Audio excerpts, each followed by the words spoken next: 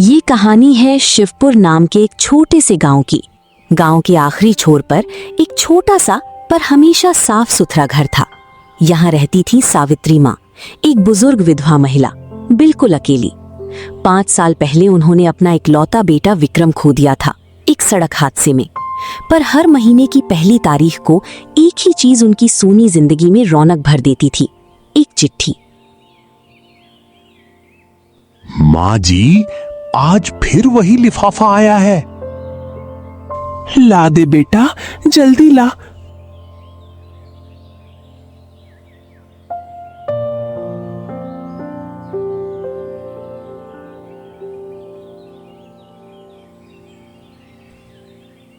लिफाफा खोलते ही सावित्री माँ की आंखों में आंसू और होठों पर मुस्कान दोनों एक साथ आ गए। ये चिट्ठी किसी आम इंसान की नहीं थी। इसमें ऐसी बातें लिखी थी जो सिर्फ एक माँ और उसका बेटा जानते हों। माँ, वो बरगद के नीचे वाली दुकान की जलेबी अब भी वैसी ही मीठी लगती है। मुझे बहुत याद आती है वो शाम जब तुमने मुझे साइकिल चलाना सिखाया था। मेरा विक्रम हर महीने चिट्ठी भेजता है, कभी नहीं भूलता। सावित्री माँ को ये नहीं पता था कि उनका बेटा विक्रम आज से 5 साल पहले ही गुजर चुका था। उन्हें यकीन था कि उनका बेटा विक्रम शहर में रहकर उन्हें हर महीने चिट्ठी भेजता है, इसलिए हर महीने की पहली तारीख को उन्हें बेसब्री से उसकी चिट्ठी का इंतजार रहता था। ऐसे में हर महीने उसके नाम से आने वाली ये चिट्ठियां गांव में डर और हैरानी दोनों फैला रही थीं। सुना है सावित्री को फिर चिट्ठी आई है। विक्रम के नाम की बातें लिखी होती हैं उसमें। हे भगवान, कहीं विक्रम की आत्मा तो नहीं भेज रही ये सब। डर की ये अफवाह पूरी गांव में फैलने लगी। कोई कहता आत्मा है, कोई कहता कोई शरारत कर रहा है। पर पोस्टमास्टर राजिंदर के लिए ये बात किसी पहेली से कम नहीं थी। ऐसी बातें मत फैलाओ, ये चिट्ठियां असली डाक से नहीं आती। मेरे रजिस्टर में इस पते की कोई एंट्री नहीं है। पर भूत प्रेत जैसी बात करना ठीक नहीं। राजिंदर को खुद भी हैरानी थी। हर महीने चिट्ठी डाकघर के काउंटर पर खुद ब खुद प्रकट हो जाती, बिना किसी के छोड़े। वो तय कर चुका था कि इस राज की तह तक जाकर रहेगा।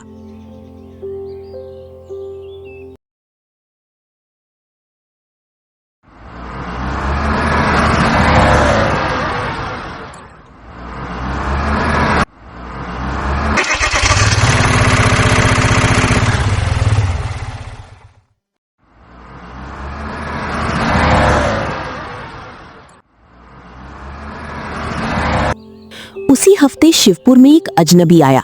शहर से आया एक लड़का, नाम कबीर, उम्र यही कोई 22 साल। किसी काम के बहाने वो गांव में रुक गया, पर उसकी नजरें बार बार सावित्री माँ के घर की तरफ उठती रहती, जैसे वो किसी बड़े बोझ के साथ यहाँ आया हो। 5 साल हो गए, बस थोड़ा और समय और मुझे सही मौका चाहिए माँ जी के सामने जाने का।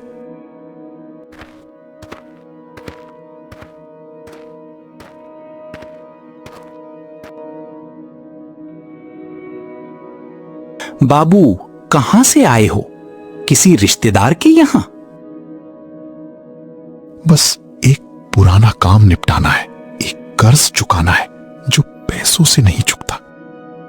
कबीर की ये बात किसी को समझ नहीं आई, पर उसकी बेचैनी साफ दिख रही थी। गांव वालों को शक होने लगा, क्या इस अजनबी का इन रहस्यमयी चिट्ठियों से कोई नाता था?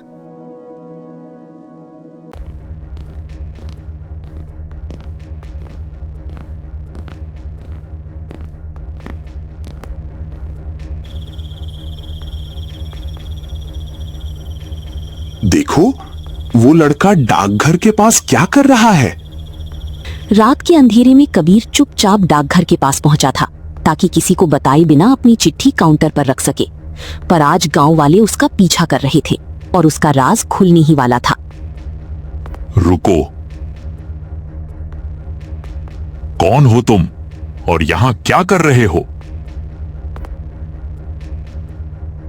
मैं जमीन पर गिरा लिफाफा सबकी नजरों के सामने था, उसी लिखावट में सावित्री माँ के नाम।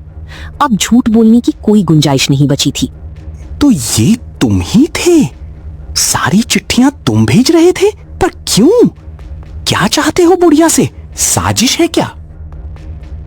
मैं बस, आप लोग समझ नहीं रहे। भगवान की कसम, मैं उन्हें कोई नुकसान नहीं पहुंचा रहा। मैं तो बस अपना एक पुराना पाप हल्का करने की कोशिश कर रहा हूं। मुझे एक बार, सिर्फ एक बार माँ जी से खुद बात करने दीजिए। मैं आपको सब सच बता दूंगा, छुपाऊंगा नहीं। कबीर की आवाज में इतनी सच्चाई थी कि गांव वालों का गुस्सा थोड़ा नरम पड़ गया। राजिंदर ने फैसला किया कि इस राज का खुलासा खुद सावित्री मां के सामने ही होना चाहिए।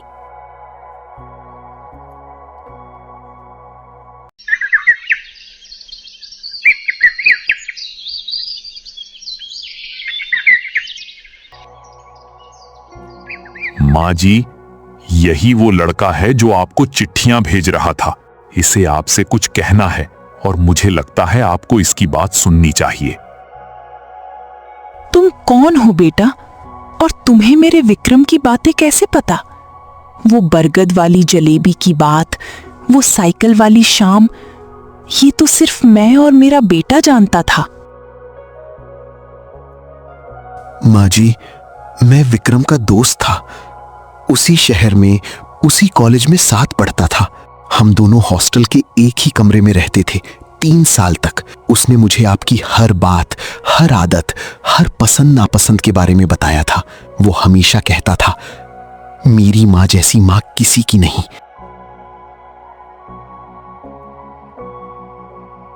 आंगन में सन्नाटा छा गया। कबीर की आवाज भर्रा गई और उसने वो राज खोला जो 5 साल से उसके सीने में एक पत्थर की तरह दबा हुआ था। माँ जी, उस रात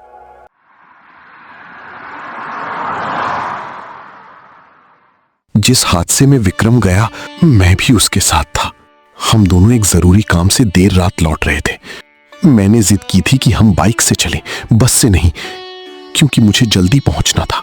विक्रम ने मना भी किया था, कहा था बारिश तेज है, पर मैंने उसकी एक ना सुनी। अगर मैंने वो जिद ना की होती तो शायद विक्रम आज भी आपके साथ इसी आंगन में बैठा होता। मैं बच गया, पर विक्रम नहीं बच पाया। उस दिन के बाद मैं कभी आपसे मिलने की हिम्मत नहीं जुटा पाया माँ जी। मुझे लगा मैं आपकी नजरों में कभी माफी के काबिल नहीं बन पाऊंगा। मैं आपके सामने आकर क्या कहता? मैं जिंदा हूं और आपका बेटा मेरी वजह से नहीं है। इसलिए मैंने सोचा, अगर मैं सामने नहीं आ सकता तो कम से कम आपको वो खुशियां तो लौटा सकता हूं जो विक्रम की चिट्ठियां आपको दिया करती थी। मैंने उससे जुड़ी हर छोटी बड़ी बात याद करके हर महीने आपको लिखा, ताकि आप अकेला महसूस ना करें। आंगन में गहरा सन्नाटा छाया रहा। सबकी नजरें सावित्री मां पर टिकी थीं, ये जानने के लिए कि अब वो क्या करेंगी। बेटा, हादसे तो होते हैं, किसी की जिद से नहीं, वक्त के लिखे से होते हैं। ये कोई नहीं जानता कि अगले पल क्या होने वाला है। तूने 5 साल तक अकेले ये बोझ ढोया, अकेले तड़पता रहा और किसी को बताया तक नहीं।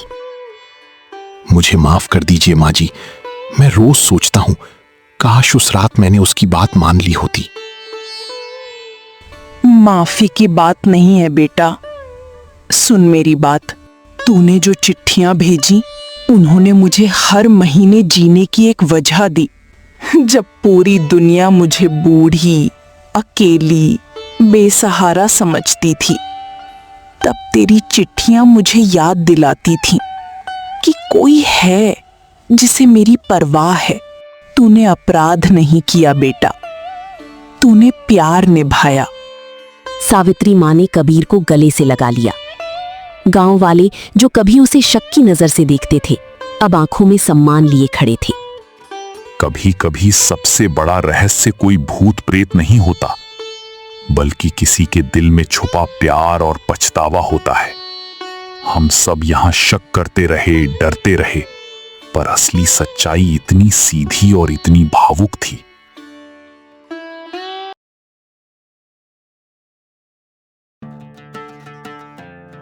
उस दिन के बाद कबीर शहर वापस नहीं गया। उसने शिवपुर में ही रुककर सावित्री मां का सहारा बनने का फैसला किया। धीरे धीरे गांव वालों ने भी उसे अपने परिवार जैसा मान लिया। माँ जी, अब चिट्ठी की जरूरत नहीं। अब तो मैं खुद यही हूं, हर दिन आपके साथ। जो प्यार मैं महीने में एक बार चिट्ठी से दे पाता था, अब वो हर दिन दे सकता हूं। पर वो बरगद के नीचे वाली जलेबी तो अब भी खिलानी पड़ेगी तुझे, हर हफ्ते। पक्का वादा है माँ। और इस तरह एक गुमनाम चिट्ठी से शुरू हुआ रहस्य आखिरकार एक टूटे दिल को जोड़ने की कहानी बन गया। शिवपुर गांव में आज भी लोग ये किस्सा सुनाते हैं, ये सिखाते हुए कि सच्ची माफी, ईमानदारी और अपनापन किसी भी पुरानी गम और पछतावे से कहीं बड़े होते हैं। अगर आपको हमारी ये कहानी पसंद आई हो तो आपका एक छोटा सा लाइक हमारे लिए बहुत बहुमूल्य है। और अगर आप अभी तक हमारे परिवार का हिस्सा नहीं बने हैं तो अभी मॉरल नगरी को सब्सक्राइब करके हमारे परिवार से जुड़ जाइए। आपका एक सब्सक्राइब हमें ऐसी ही नई नई रहस्यमयी और सीख देने वाली कहानियां बनाने की हिम्मत देता है।